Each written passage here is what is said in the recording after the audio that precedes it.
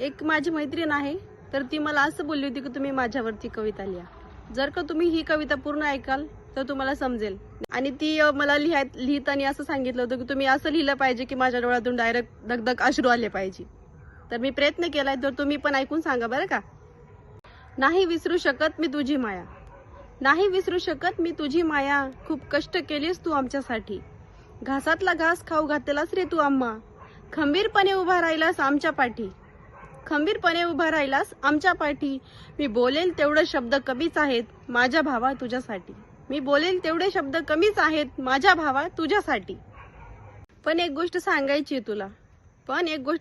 तुला, मी सुरुवात कशी करू हे सुचेना मला.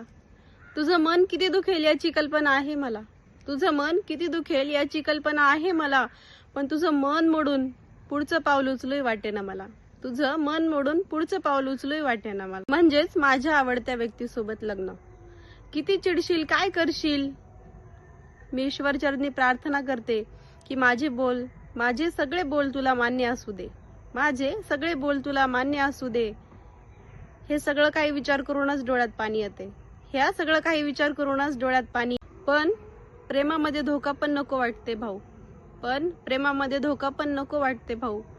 वर्षातून मला एकदा भेटशील का, वर्षातून एकदा मला भेटशील का, माझ्याकडून राखी बांधून घेशील का, माझ्याकडून राखी बांधून घेशील का. तुझ्याकडून काही गिफ्ट नको रे मला, तुझ्याकडून काहीच गिफ्ट नको रे मला, फक्त एक दिवस मला आपल्या घरी नेशील का, फक्त एक दिवस मला आपल्या घरी नेशील का.